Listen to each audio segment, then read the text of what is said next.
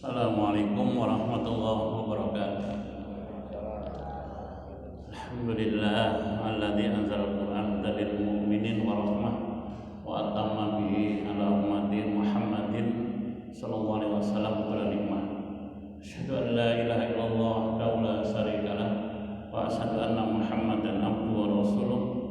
Allahumma shalli wa sallim wa barik ala Muhammadin wa ala alihi washabbihi ajma'in. Amma ba'du. Bapak, Ibu yang saya hormati, mari kita panjatkan syukur alhamdulillah kehadirat Allah Subhanahu wa taala yang melimpahkan rahmat nikmat kepada kita sekalian sehingga malam ini kita bisa bermuajahah di Mushola Al-Burhan. Mudah-mudahan niat kita yang ikhlas menuju majelis taklim ini dicatat oleh Allah sebagai amal soleh. Amin ya rabbal alamin. Salam dan salam mudah-mudahan tetap terlimpahkan kepada junjungan Nabi kita Muhammad sallallahu alaihi wasallam, akhrajan nas minadh dhulumati ilan nur. Terima kasih kepada Pak Kismanto yang menghubungi saya dan juga Ibu Nurul Nazilah, teman ngajar di Semam 1 dulu. Beliau ngajar di BK.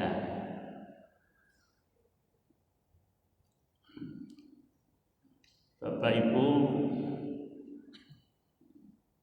kita sharing saja. Pak Kis, berapa menit Pak Kis? Kata di mana ya? Kalau banyak-banyak cemu. Ya.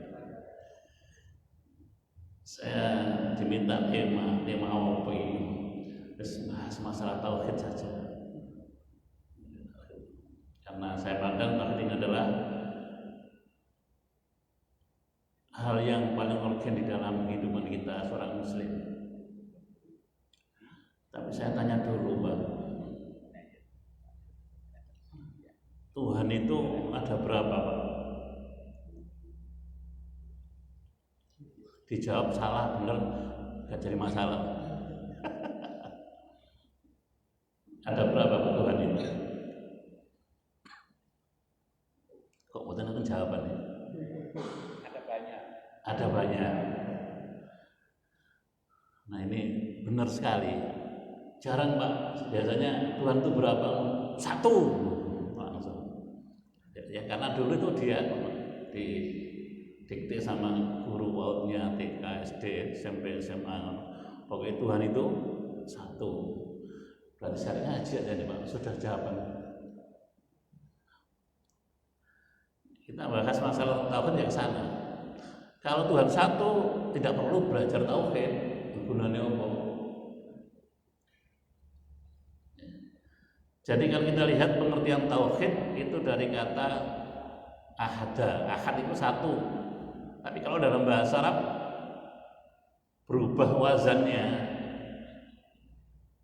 berubah timbangannya, mengikuti wazan fa'ala yufa'ilu taf'ilan, wahada yuwahidu tauhidan, itu sudah berubah. Ahadun itu satu, tapi kalau wahada menyatukan, mengesahkan. Itu tauhid, itu dari kata tauhid, dari kata wahada. Akar katanya adalah ahadun, satu. Loh, kenapa kok disatukan, disahkan? Ya Bapak tadi bilang karena Tuhan itu banyak.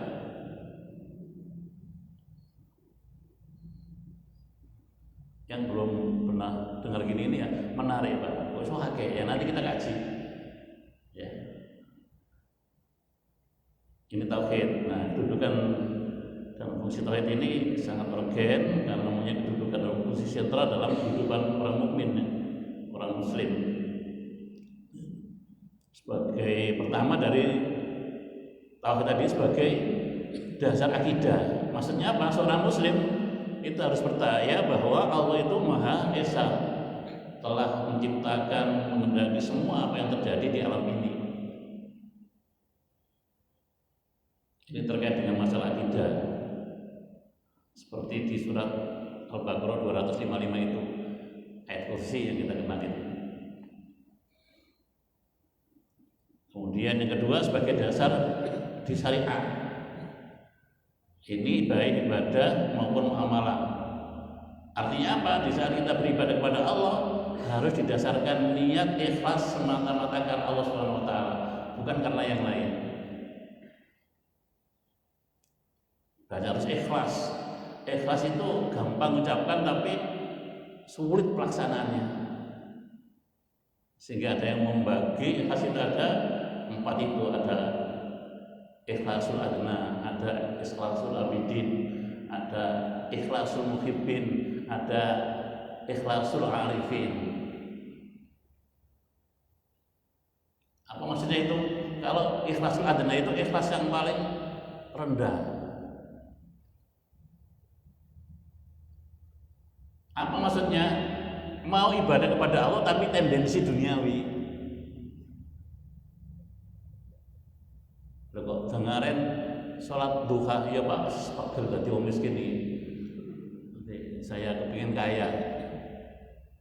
Tidak boleh lah itu, ya boleh, tapi tingkatannya paling rendah tadi itu, ikhlasul adna. Dan kita baca di doa sholat duha itu kan di antaranya kan ingkana rizquhu fis sama, ya Allah kalau rezeki di langit itu fa'anzilu, turunkanlah. Wa ingkana fil ardi, kalau di bumi fa'akhrijhu, keluarkanlah. Wa ingkana fil ma' wal bahri, kalau di air di lautan fa'atlihu, munculkanlah. Wa ingkana ba'idan, kalau jauh faqarribhu, dekatkanlah. Wa ingkana qalilan, kalau sedikit fakathirhu, perbanyaklah. Wa ingkana mu'assiran fayasiru, kalau sulit permudahkanlah. Doanya seperti itu memang. Tapi kalau kita ini mau sholat duha tapi tendensi duniawi, itu namanya ikhlasul adna. Untuk kemarin sholat tahajud bareng, ini pas malam pekerjaan Pak, itu tendensi duniawi. Dulu anak-anak SD kelas 6, SMP kelas 3, SMP kelas 3 itu menjelang UNAS rame Pak tahajud. Pak, Bu, ono nak jangan lupa yuk, nanti malam jam 1 bangun. Kok bangun?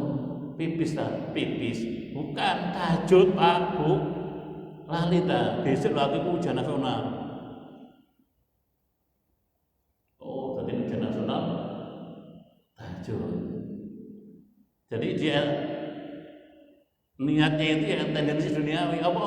Biar nanti tangan saya itu dituntun oleh Allah untuk mencari jawaban-jawaban yang paling benar. Ya Allah, nilai saya tidak tinggi, gak masalah ya Allah, pokoknya lulus. Nah idealnya ya lulus dan nilainya tinggi ngono. Rata-rata gini ini ikhlasul adna itu sudah dikabulkan oleh Allah permintaannya, selesai. Unasnya 3 hari 4 hari ya telah bengi 4 malam itu aja. Itu ikhlasul adna. Ini terkait masalah akidah, masalah tauhid berarti itu. Nah, kalau ikhlasul abidin mau ibadah kepada Allah tapi tendensi ukhrawi. Loh kok sholat bareng iya supaya masuk surga. Kok pakai puasa Ramadan ini iya kalau tidak puasa nanti masuk neraka. Jadi niatnya itu ibadah tadi karena keinginan surga nanti di akhirat. Boleh Pak, tambah boleh dimana yang pertama tadi itu. Dan itu biasanya yang disampaikan oleh orang tua kita.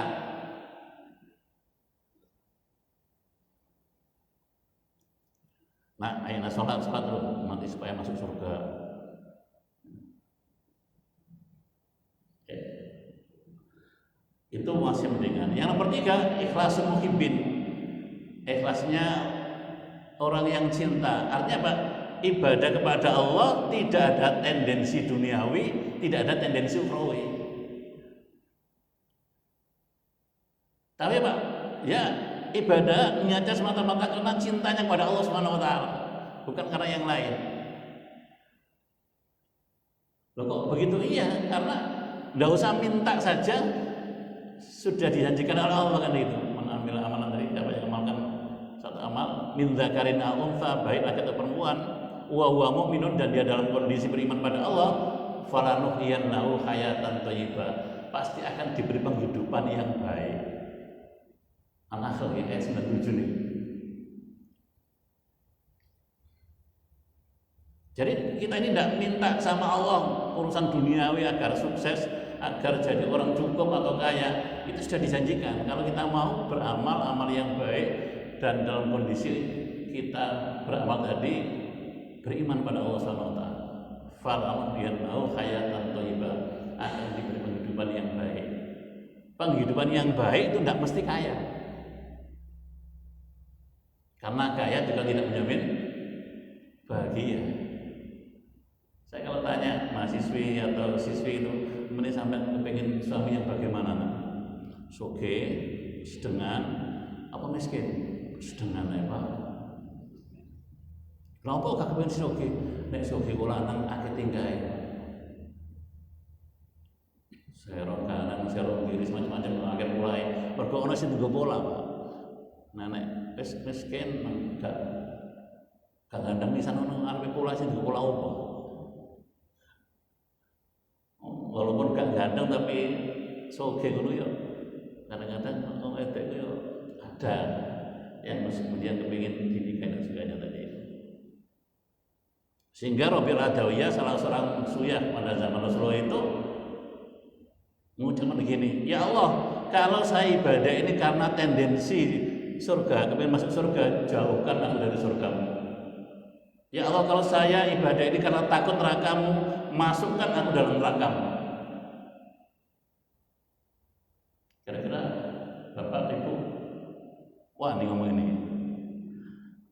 buat Pak, mendapat tetap paling gak dua tadi itu, kita ibadah ini supaya nanti akan masuk surga, dijauhkan dari neraka.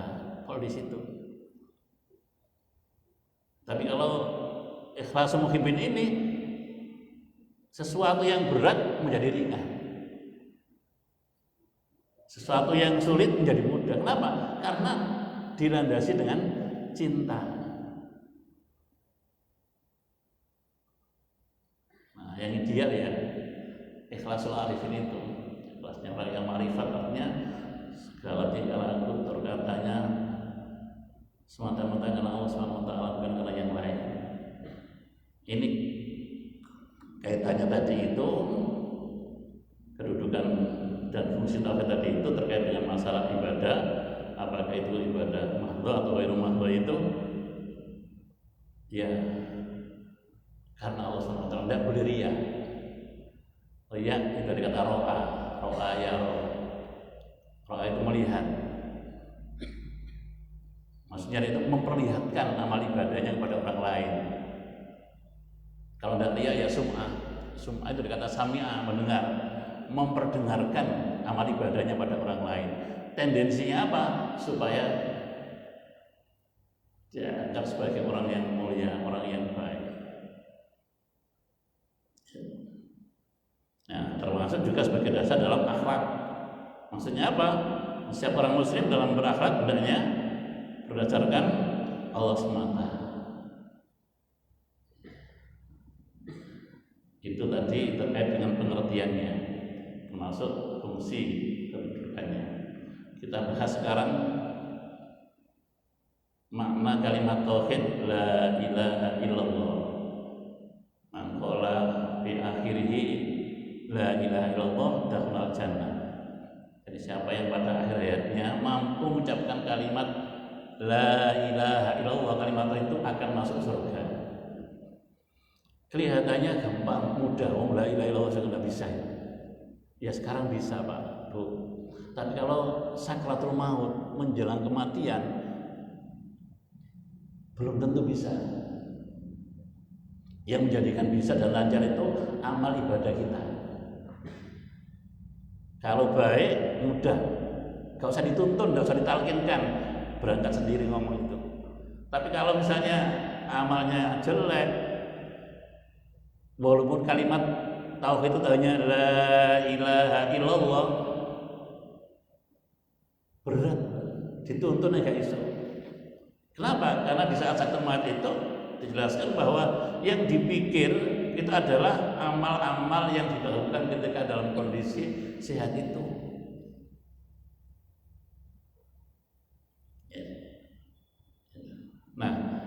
kalimat tauhid la ilaha illallah ini setidaknya ada dua hal yang kita garis bawahi. Yang pertama adalah la itu adalah nafyu itu adalah peniadaan. La ilaha berarti tidak ada Tuhan. Kemudian ada illah itu isbat, penetapan. Tidak ada Tuhan illallah kecuali hanya Allah Subhanahu wa taala.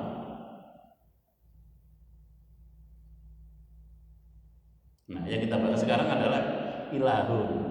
Tadi Bapak bilang tadi Tuhan itu kok banyak? Ya ilahun itu. Ilahun itu artinya Tuhan. Tergantung siapa yang nakrifkan, yang mengartikan. Kalau ilahun itu yang mengartikan orang Hindu, ya artinya adalah Sang Hyang Widi. Tapi kalau ilahun yang mengartikan adalah orang Yahudi, Yahweh. Kalau ilahun yang mengartikan ada orang Nasrani, ya Trinitas. Ada Tuhan Allah itu, ada Roh Kudus, ada Yesus. Tapi kalau ilahun itu yang menerjemahkan, yang mengartikan, yang menarikkan adalah orang Islam, ya Allah. Jadi kalau tinjauan bahasa Arab, ilahun itu adalah kata yang nakiro. Nakiro itu umum, belum makrifat. Tapi kalau sudah dikasih alif lam itu menjadi makrifat. Jadi saya bilang rajulun, seorang laki-laki. Laki-laki yang mana? Siapa itu? Tidak tahu, pokoknya orang laki-laki. Tapi kalau diparingi dikasih al lam ta'rif ar-rajulu, berarti orang laki-laki itu. Sama dengan ilahun. Ilah itu kan Tuhan. Tapi kalau ditambah al menjadi Allah. Siapa Allah itu? Tuhan kita, Tuhannya umat Islam.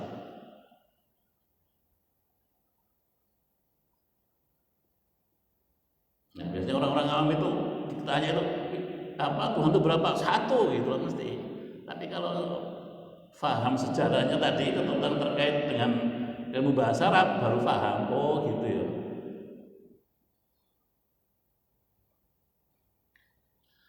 Ilahun itu, nah kira-kira sudah menuhankan apa belum kita ini?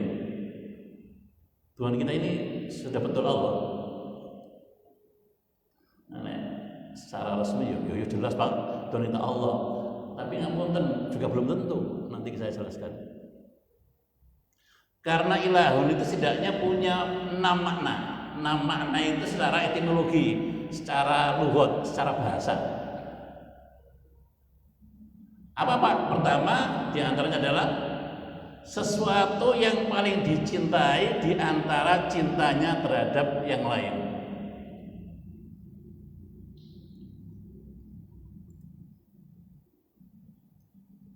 Ilahun, sesuatu yang paling dicintai di antara cintanya terhadap yang lain.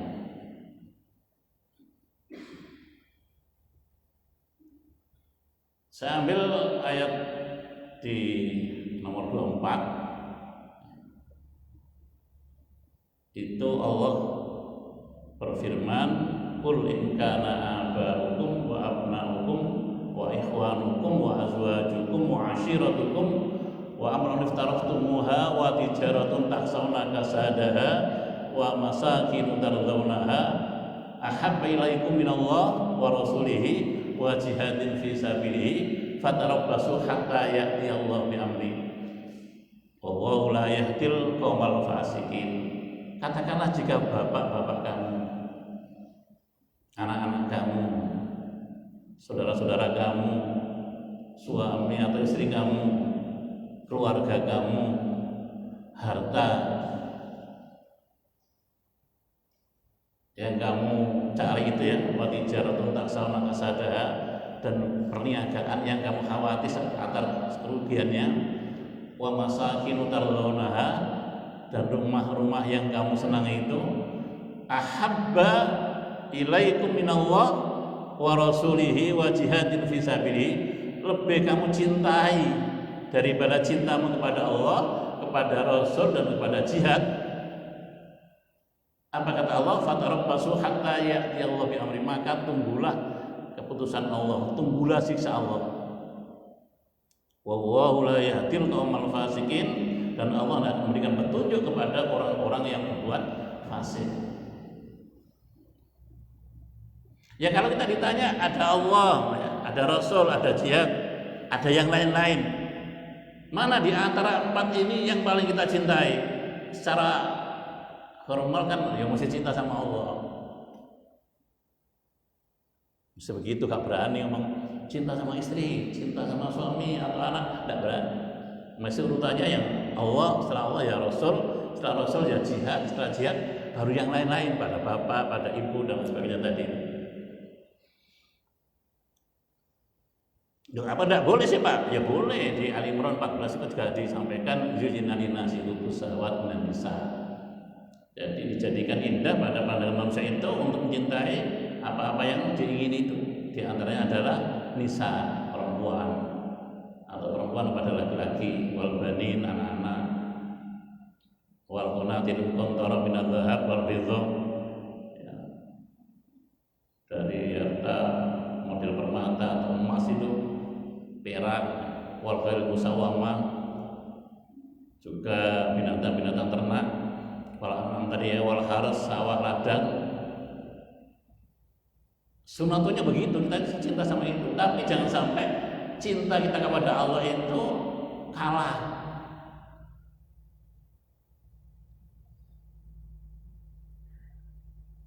Nah, kalau kita jangan aku cinta sama Allah lebih cinta daripada yang lain, di antaranya pembuktiannya adalah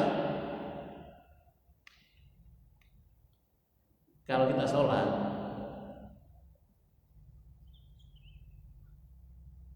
di layar TV ini karena final badminton ini Spanyol ini pas main Indonesia misalnya, nah tinggal ter-teran kira-kira pembuktiannya gimana. Kalau meninggalkan TV, pergi ke masjid, salat berjamaah, itu mengilahkan Allah, menuhankan Allah. Tapi kalau enggak teranjak dari tempat duduk untuk melihat final badminton ini mau, nah Tuhan kita siapa? Ya TV. Cuma bukan pakai sarmi TV aku sembah engkau padahal Tuhanku, enggak. Tapi pembuktian lebih cinta tadi itu yaitu berarti Tuhan kita bukan Allah. Siapa? TV. Mari sopo-sopuan ya sekarang nama sedel apa mergo seneng ambek manuk burung. Awake raup durung, sikatan durung, tapi sing diraupi manuke. Lho ndak boleh tak cinta sama burung, sing gak ngoleh sapa. Silakan, tapi itu pembuktian bukan menghilangkan Allah tapi menghilangkan burung tadi itu.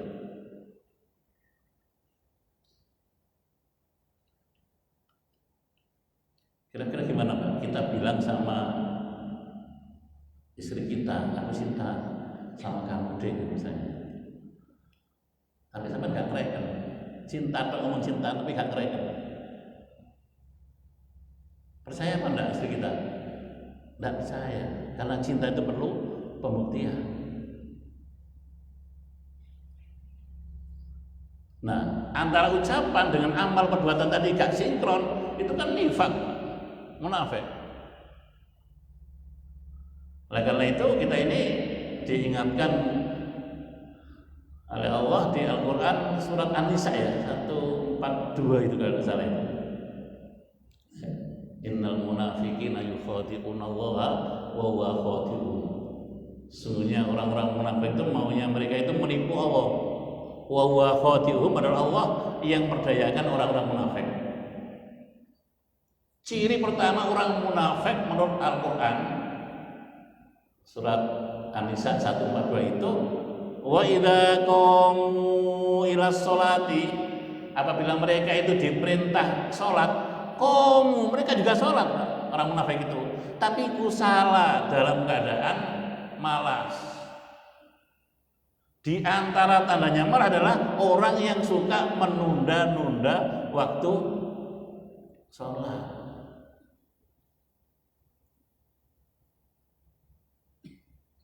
Jadi saya kalau dengan ini ngaku cinta sama Allah, mestinya tanpa halangan syariah, ya harus tepat waktu saat itu berjamaah di masjid, di musola.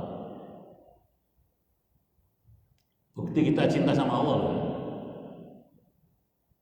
Tapi kalau ngomong cinta sama Allah tapi sholat saja dikelelerno, itu kan nifaq, munafik. Jadi cinta sama Allah, tapi saya diduakan, saya ditigakan, saya diempatkan. Ini terkait dengan masalah tauhid. Jadi kalau tauhidnya kuat, insya Allah Allah yang paling pertama yang didahulukan. Wa idza qamu ila sholati qamu, tapi usaha. Yang munafik ini kalau diperintah sholat, nggak sholat, tapi ya malas aja untuk sih. Apalagi yang namanya isya ya. Alasannya waktunya panjang. Nek maghrib rame banyak. Kalau di kampung ya, di desa, nek maghrib, nah keleleran jalan gak pantes. Ya gak pantes Pak ya.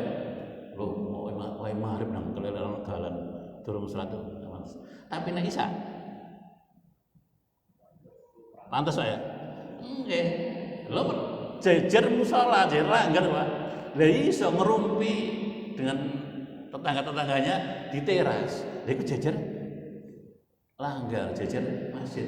Yo iso dilakoni. Itu yang saya di kampung Pak, di kampung itu. Saya enggak tahu di kota-kota ini.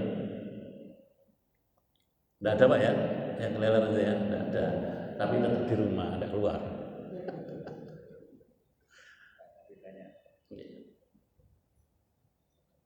Wa idza qamu ila sholati qamu salat. Terus yang kedua adalah yuraunan nas. Ciri munafik itu di situ yuraunan nas, riya, pamrih sama orang lain, atau sama mereka supaya tepat waktu berjamaah. Apa? Ya supaya saya ini dianggap sebagai orang yang alim.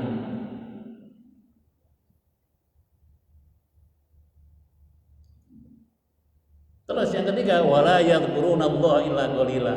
Ciri yang ketiga adalah orang munafik itu tidaklah berzikir pada Allah kecuali hanya sedikit. Nah, kita tahu yang tahu kita sendiri dalam 24 jam itu loh.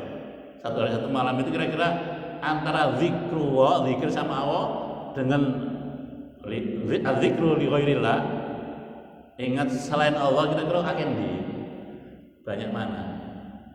Kalau masih banyak li ghairillah selain Allah, ya perlu dipertanyakan tentang tauhid kita. Zikir itu bisa sholat, zikir itu bisa punya makna baca Quran, zikir itu bisa punya makna membaca kalimat thayyibah, kata-kata yang baik. Zikir itu tidak hanya melafalkan kata-kata yang baik, tapi sholat juga zikir kan. Aqimis sholata li dzikri, dirikanlah sholat untuk zikir kepada Allah. Baca Quran yang zikir, karena salah satu nama Al-Quran kan juga al-zikru kan. Al-zikru. Dan yang umum itu zikir itu ya membaca kalimatan thayyibah, kata-kata yang baik. Subhanallah, alhamdulillah, wala ilaha illallah, wallahu akbar. Padahal di ayat 145 di An-Nisa tadi itu lanjutan ayat tadi itu, innal munafiqina fid darkil asfali minan nar walan tajida lahum nasira. Sungguhnya orang munafik akan dimasukkan ke dalam neraka yang paling dasar dan tidak ada penolong bagi mereka. Tidak ada seorang pun yang menolong kepada mereka tadi itu. Sehingga kalau dijejerkan antara kafir dan munafik, itu ringan kafir. Kalau sekarang gak percaya bagi Allah, neraka otomatis. Munafik menyakitkan Pak.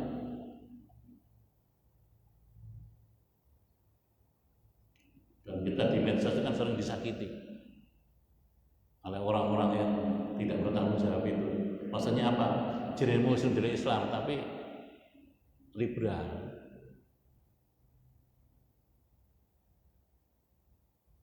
Ketika memposisikan di tempat terkait masalah agama mengucapkan kalimat Natal haram. Barang sudah dapat jabatan, mau jabatan apa? Terus ke haram, halal, udah apa-apa, toleransi. Masih model-model udah itu neraka yang paling dasar itu. Kan menyakitkan kita, Pak. Terus kalau kafir, gak muslim, gak Islam, enggak masalah sakarmu. Tapi kalau ngaku muslim terus justru memusuhi Islam, ayo. Mulai Islam arogan, Pak. Ya Allah. Tapi agamanya apa? Islam.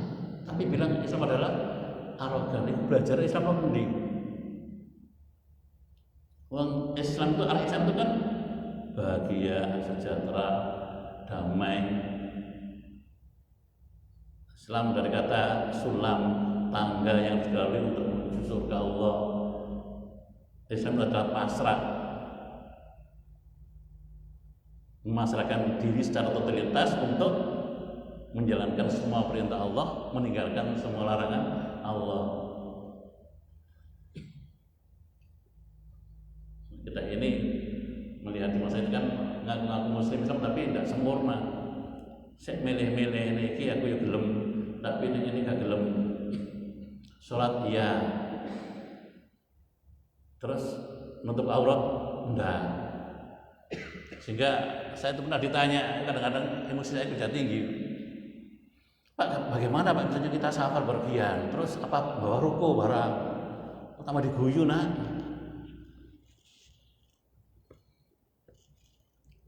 Loh kok diguyu Pak? Loh, pakaian Islam itu sudah sempurna, tutup aurat semuanya. Sudah duduk di kursi situ, mau wudu ya, tayamum, sudah sholat di situ. Nggak usah di bis itu nggawa rokok, nggawa sajadah barang, diguyu wong kowe gak paham agama. Nah, terus bagaimana Pak? Misalnya apa itu orang nggak jilbaban, terus naik bis itu sholatnya, saya bilang nggak usah sholat. Loh kok begitu Pak? Saya tanya, sholat itu fungsinya apa sih? Coba di Quran itu, inna sholata tanda anil fahsya wal munkar. Salah satu fungsi adalah sholat itu untuk menjaga barang keji dan barang munkar. Nah selama tidak bisa nutup aurat, itu kan tidak berfungsi sholatnya. Tapi kalau sholatnya baik, benar, pasti yang lain akan benar. Mau berbuat jelek, mungkar, paksa, tidak bisa. Sudah ada tamengnya sholat tadi itu.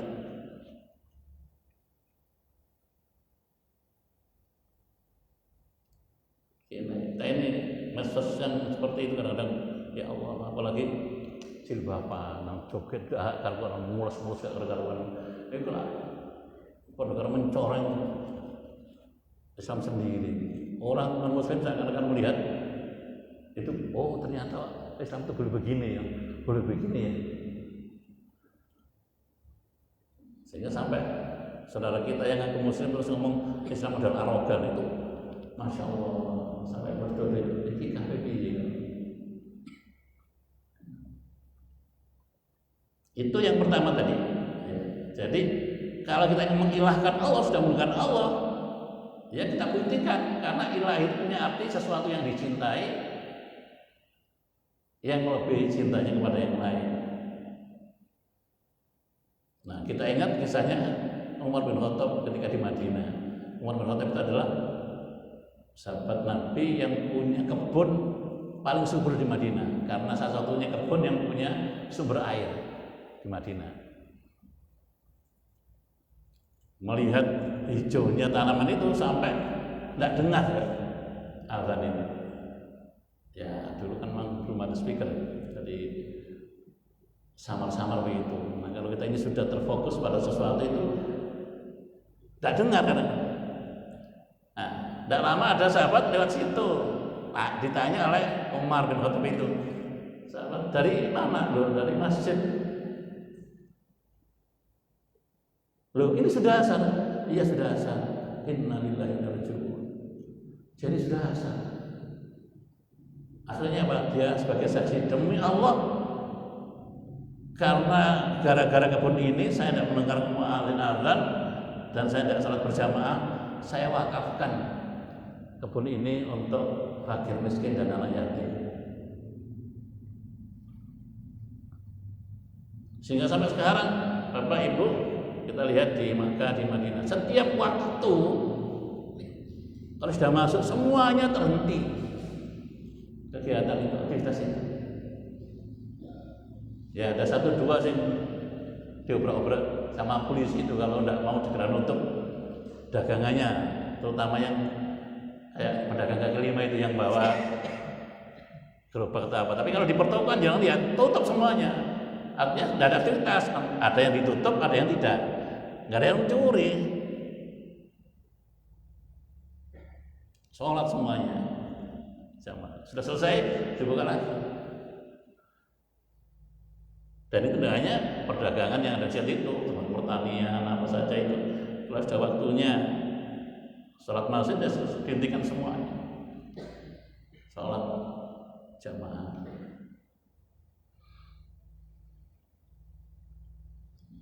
Apalagi di Masjidil Haram, Jumatan sampai berangkat jam 10 misalnya, kalau di sini misalnya, tidak kuman bukan. Saya hari pertama di Mekah itu gitu, terus koyok jam 10 terus kisuan dong. Tidak kuman Pak. Di trotoar itu, di depannya apa?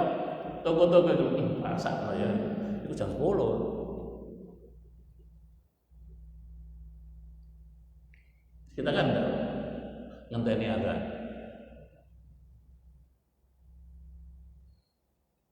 Saya dengar khutbah itu ya tidak di satu tempat, di tempat lain. Namun kalau di Dukun, di Padang Bandung, saya ini kalau ada azan masih ada orang lewat, itu aib. Aib. Ya, wong yo isiku kok siji loro iya wae ini.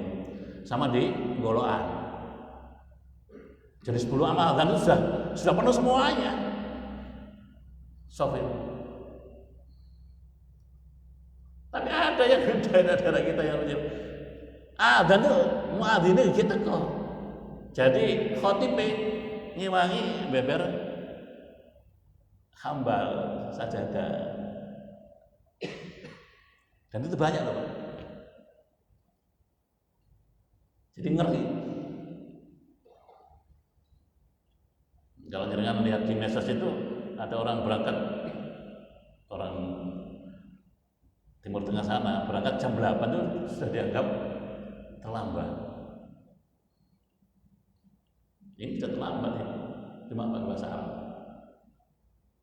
Jam 8 berangkat dianggap terlambat, kita kan enggak.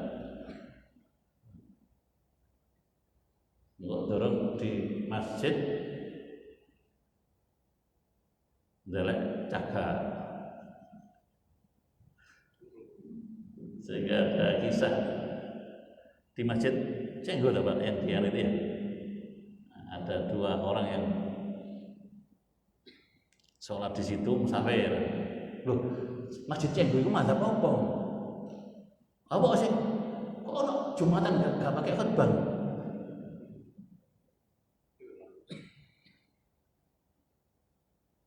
Ya ada khutbah. Enggak, aku tadi masuk belum azan belum apa. Ini sudah langsung sholat, langsung turun. Jadi kondisi Pak musafir kok. Jadi musafir kondisi kondisi. Tapi dia jaga, sing nanti gus lebaran terus turuan tenang. Jadi azan juga krungu, baru sampai sholat dibuka-buka, dibangunkan. Jadi masa mau bikin aja boy.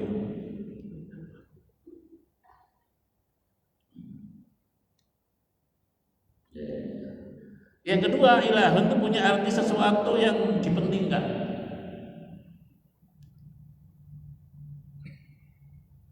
Nah, kepentingannya itu melebihi kepentingan yang lain. Rapat itu penting apa enggak, Pak? Bu, rapat penting apa enggak? Penting, mana gak penting apa dirapat nih. Tertaranya gini, kalau kita mengilahkan Allah, ya kan azan ya sudah dihentikan dulu, dikatakan apa sih? Sholat samaan. Setelah itu kemudian kita lanjutkan lagi.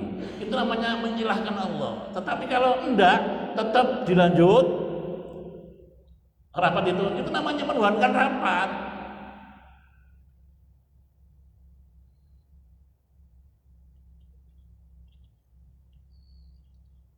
Jadi itu kata ilahun tadi itu. Ilahun punya arti sesuatu yang paling ditakuti. Cuma bedanya kalau kita takut sama Allah makin mendekat. Tapi kalau takut selain Allah menjauh. Takut sama singa mendekat. Entek sampai. Dikrokoti sampai macan bareng. Bedanya di situ. Nah, siapa yang paling kita takuti? Saya cerita tadi anak yang tahajud karena ujian nasional. Nak tahajud sampai niku dosa loro. Apa wae Pak? Siji dosa sirik, nomor loro mengganggu stabilitas orang tua. Nah ya apa? Celali Pak, Bu, jam 1 kok aku tengin nek iso tangi. Lah apa nak tahajud menisuk ujian nasional.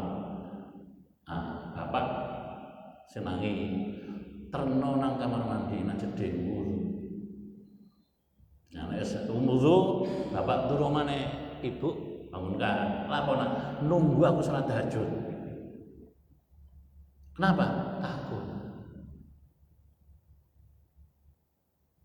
Syiriknya mana ya? Tadi itu nganggap kalau berarti ada orang meninggal itu nanti akan bangun lagi. Pas sholat terus mana dirakot ke mburi sampai pocong, sampai si opo. Itu lah syirik. Syirik itu kebalikan tauhid. Lah kok dosa nang wong tuwa enak-enak istirahat turu. Dikon nunggoki, kono terno nang kamar mandi wudu. Sitoke kon nunggoki tahajud. Kayak gitu Pak. Iya. Oh, kamu kan sudah mendoakan Allah, sudah ada yang takut kecuali Allah.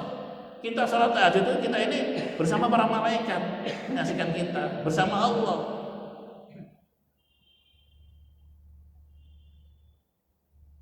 Itu ilahu.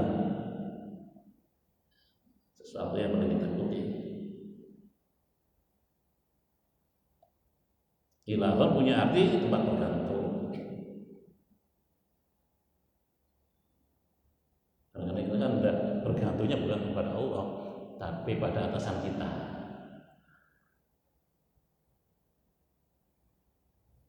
Maksudnya tawakal ya pada Allah, bukan pada orang lain. Kalau pada orang lain menganggap bahwa rezeki kita itu bukan dari Allah, tapi dari orang lain. Nah, saya kembali ke awal tadi itu, Tuhan kok banyak. Allah sudah ngomong kok di Quran itu. Misalnya Al-Ikhlas, Qul huwallahu ahad. Katakanlah Allah adalah Esa satu.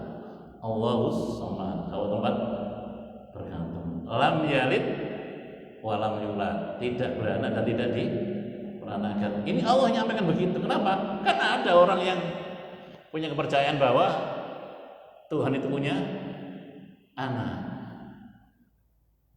Oh, berarti kan tidak semua manusia itu menuhankan Allah. Di Al-Kafirun, qul ya ayyuhal kafirun, katakanlah pada orang-orang kafir, la a'budu ma ta'budu. Saya tidak menyembah Tuhan yang kamu sembah. Wala antum, dan kamu juga abidu nama abud, tidak menyembah Tuhan yang aku sembah. Oh, berarti Tuhan itu banyak. Iya. Makanya sampai Allah berfirman seperti itu. Dan saya katakan ilahun tergantung siapa yang menarifkan.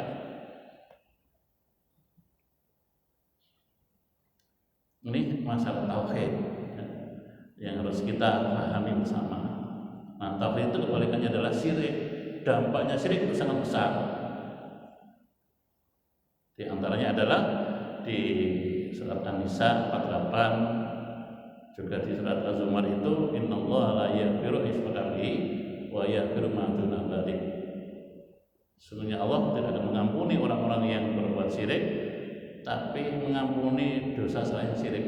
5 yasa bagi orang yang dikehendaki. Apa dampak yang lain? Lain asrakta, kalau kamu syirik untuk dengan Allah, antah bata amalukum, akan bisa menghilangkan amal-amal pahala yang pernah kamu kerjakan. saya fokuskan kepada terkait salat tadi saja itu. Jangan sampai kita ini kemudian jika tidak ada alasan syar'i kemudian tidak salat berjamaah. Rasulullah menyampaikan di hadis itu, man sami'an nida, siapa yang mendengar azan falam ya'ti, kemudian tidak datang ke masjid musola itu, fala sholat lahu, maka tidak ada sholat baginya illa min udhrin, kecuali uzur. Apa maksud tadi itu? Kalau tidak ada alasan syar'i dan kita tidak ke masjid musola untuk sholat berjamaah, masih sholat gonok gawe nih. Kalau kita ini nganggap menuhankan Allah, mengilahkan Allah, Allah yang lebih kita cintai dibanding yang lain, apalagi sampai meninggalkan sholat.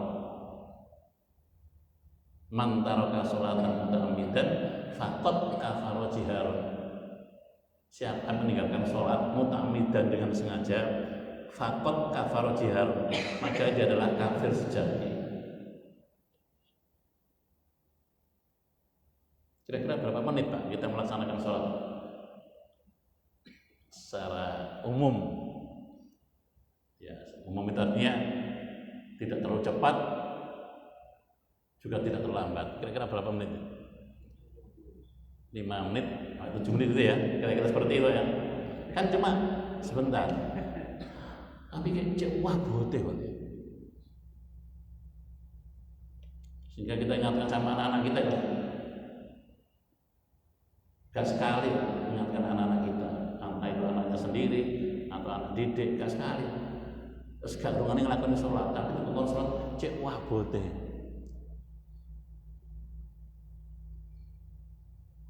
Kira-kira kenapa kok berat itu?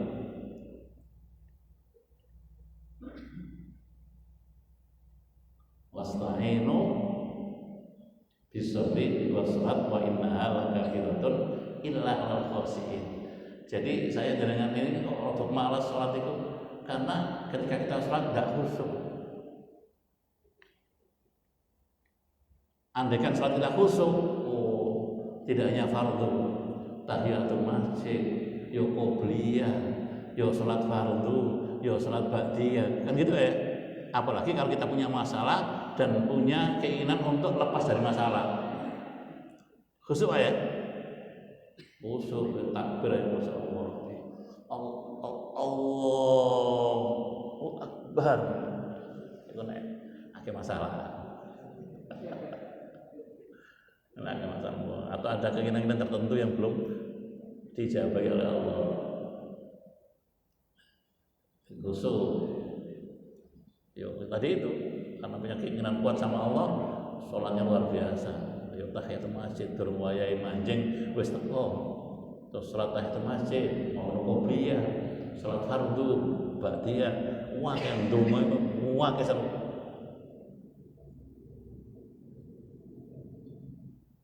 Rata-rata di masjid itu imam dengan makmum yang paling lama doanya itu imam apa makmum?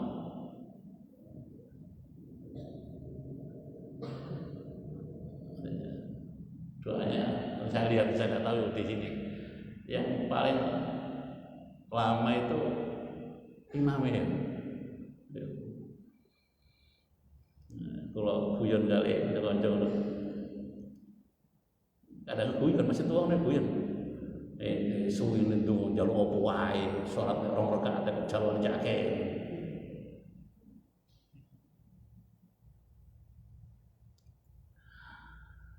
Jadi itu Bapak sudah melewati jam salat tadi. Yang bisa saya sampaikan, ayo kita buktikan sudah mengilahkan Allah, menuhankan Allah dengan dalil ya urusan-urusan terkait dengan masalah Allah, terutama ibadah Allah itu harus kita nomor satukan. Kita buktikan seperti itu. Jangan kita ini bilang cinta sama Allah tapi kita duakan, kita tigakan.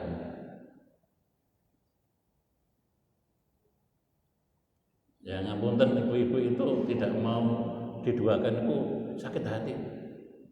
bukan persoalan masalah maisha, masalah kehidupan. Jadi maunya apa? Maunya itu mereka itu jangan diduakan perhatian pada saya. Cuma itu saja, nggak ada yang lain. Ya sama dengan kita ini pada Allah. Ojo bilang kita ini cinta sama Allah, tapi sering kita ini menduakan, mentigakan, memanfaatkan. Tapi bilang cinta sama Allah, Allah tambah murka itu kepada kita. Jangan kita jadi orang munafik. Karena itu terkait tauhid dengan masalah salat itu, ayat kita ini memberikan contoh kepada keluarga, kepada tetangga, kepada masyarakat, pembuktian kita cinta sama Allah seragam untuk salat berjamaah. Sehingga tidak ada perbedaan yang mencolok antara waktu subuh, zuhur, asar, maghrib, dan isya. Biasanya di sini kalau paling banyak jamaahnya waktu maghrib. Yang paling sedikit zuhur ada berapa, Pak? Ya.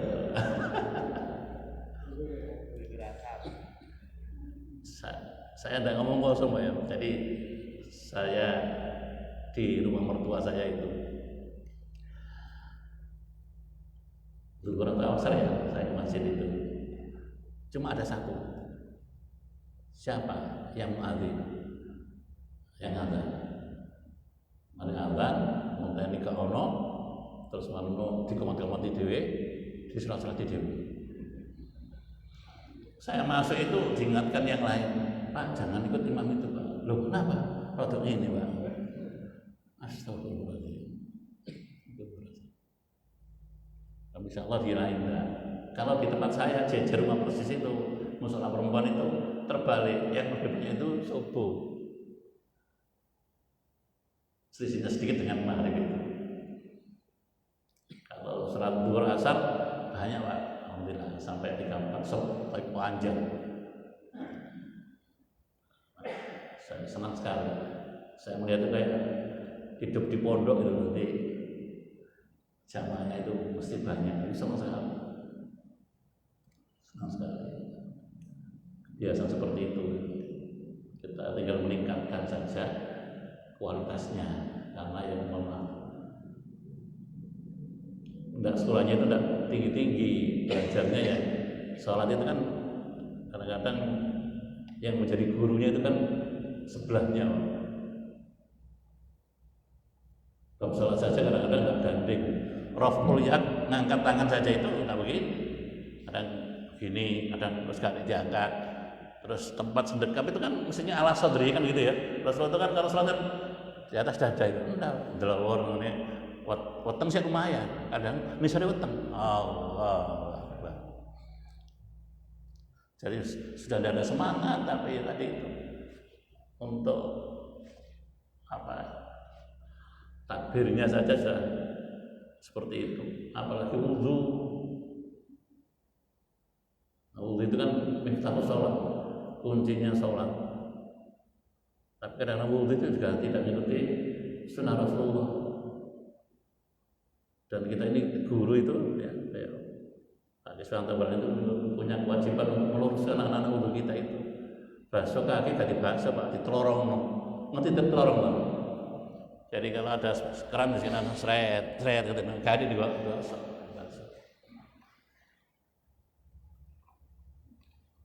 Basuh tangan ya gitu, kan enggak tahu hadis ini. 3 kali ke siji, loro, padahal Nabi kan begitu ya, kanan 3 kali, kiri 3 kali. Termasuk yang paling banyak itu basuh kepala, mengusap kepala. Wah, musafir itu ya, kalau begini, ini kalau Syafi'i ada 2 macam, ada yang minimal 3 helai, ada yang selai tidak masalah.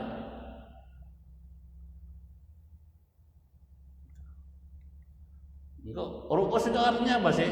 Rok sentak kepala Pak, mana rambut, sa'ron Pak. Ayat tadi bunyi apa? Biru usikum. Rukus itu jamak dari kata roksun, kepala. Nek bahasa Arab rambut. sya'run. Nah, sing dibahas apanya? Kepalanya. Karena ada yang terutama anak perempuan itu tanya, "Lupa, bagaimana kalau rambut saya itu panjang?" Terus kalau saya nyeluk tonggo ngewangi basuh rambutmu, sing dibahas itu kepala. Nah. Apakah kepalamu itu berambut atau tidak berambut? Ya di kepalanya saja. Laki-laki ada yang tidak berambut gundul. Nah, masa harus rambut? Nah, nek gundul ganti rambut kok lagi, jadi rambut endi?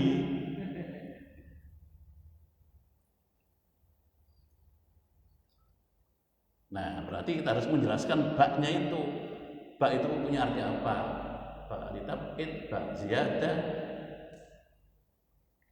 Tatkala sudah ada hadis Nabi yang sahih yang menjelaskan tentang kaifiyat tadi untuk basuh kepala, ya sudah kita ikuti. Kita ini boleh istihad, kapan Quran tidak ada dalil, hadis tidak ada dalil, baru istihad.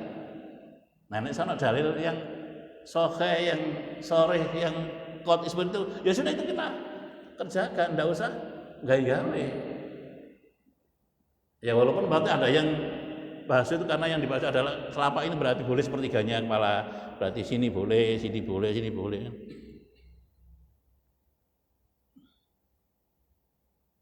Ada yang anak-anak itu biasanya ngambil air gerocok ini, berarti airnya yang diusapkan gini, seger Pak. Alasan itu seger Pak jadi. Padahal itu miftahus sholat, artinya ini yang paling penting kuncinya. Nek udhune sudah ada mengikuti aturan Rasulullah, ya salatnya nggak akan diterima. Salatnya benar saja, salatnya juga belum perlu diterima. Apalagi kalau wudhunya tidak benar, ya otomatis salatnya tak berguna. Nah itu kan hal yang kecil tapi harus kita pahamkan. Ya memang menurut Al-Quran hanya 4 anggota badan yang harus kita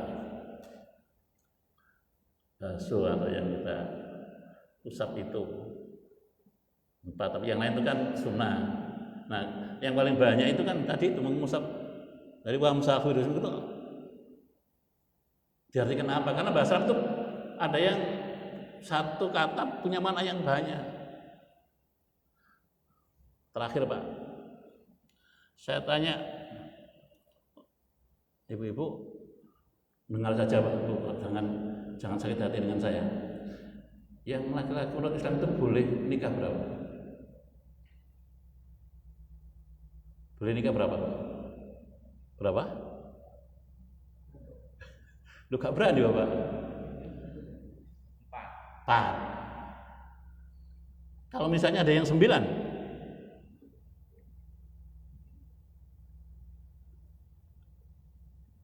gimana? Saya punya tetangga dulu di Surabaya itu punya orang Madura, punya istri 9. Setiap Jumat habis Jumatan diajak keliling moteri daerah Tenggungu sana pakai mobil TAF yang terbuka itu.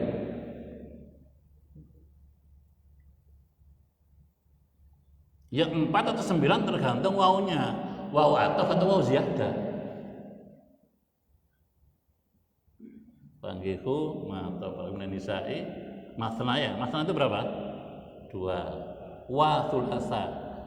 Nah wawunya ini wawu apa Pak? Nek wawu ataf yang 4 tadi, tapi nek wawu ziyadah tambah.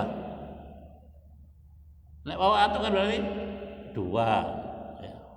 Wa thulasa atau 3, waruba atau 4. Tapi nek wawunya bukan wawu atau wawu ziyadah, wawu tambah, masna 2, wa sulasa tambah 3, waruba tambah 4. Berapa Pak?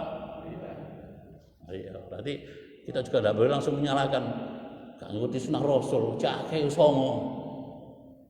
Ya karena tergantung mengartikan tadi itu, tapi mengartikan kata-kata dalam bahasa Arab ojo karena selera. Harus aku tak ziyadah wae ke atap. Ziyadah kan akeh iso songo. Itu bahasa Arab itu punya makna yang bermacam-macam. Sama dengan aula mastumunisa, nyentuh perempuan itu tergantung lamnya panjang apa pendek.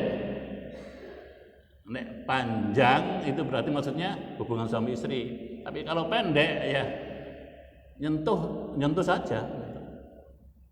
Mana Imam Syafi'i punya pendapat kalau mahramnya tidak ada masalah, tidak batal wudunya.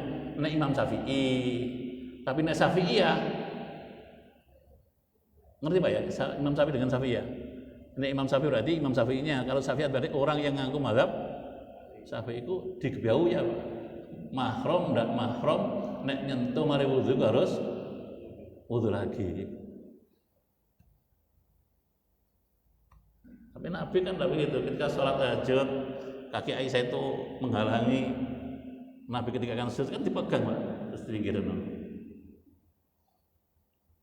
Nabi juga pernah habis wudu akan sholat mencium Aisyah istrinya.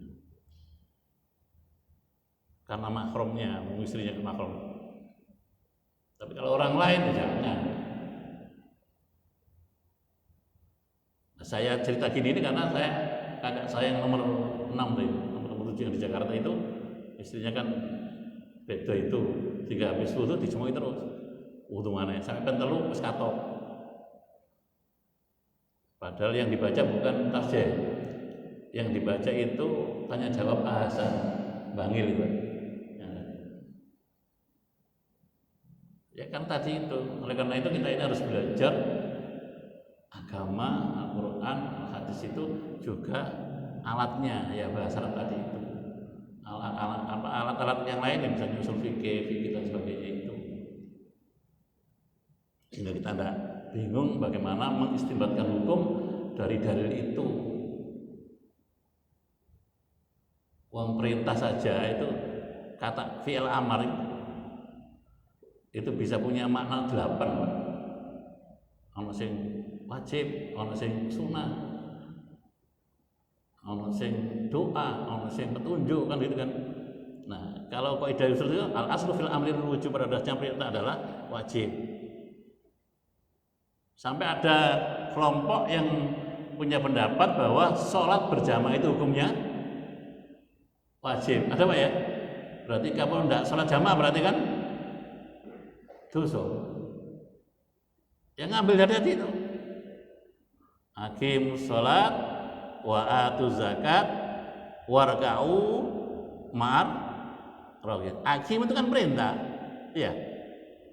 Dirikanlah sholat. Nah, kita bisa ngambil wajib itu karena belajar ilmu ushul fikih. Al aslu fil amri lil wujub.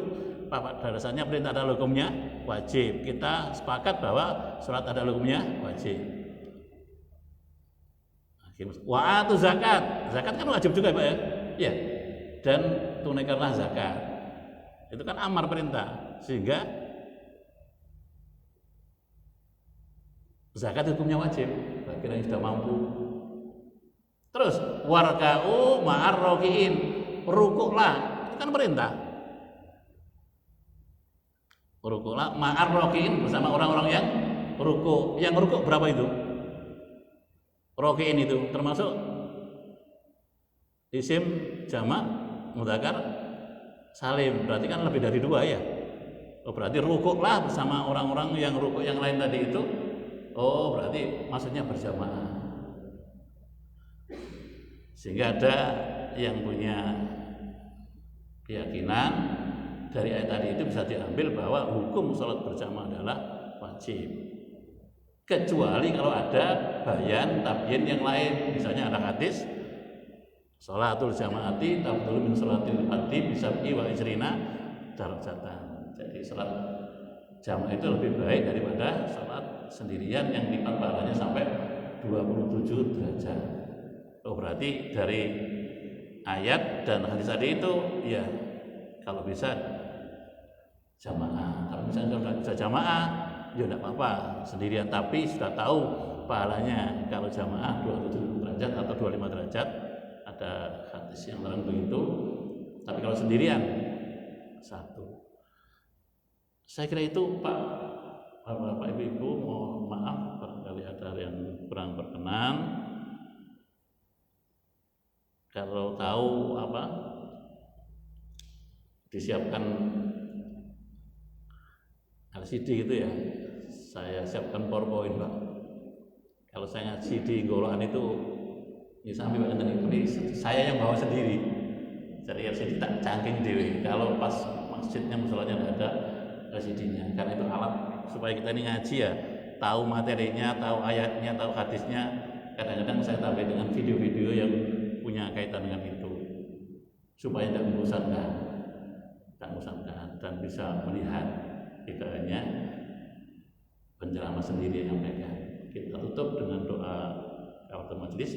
Subhanallah bihamdik asyhadu an la ilaha illa anta astaghfiruka wa atubu ilaik. Assalamualaikum warahmatullahi wabarakatuh.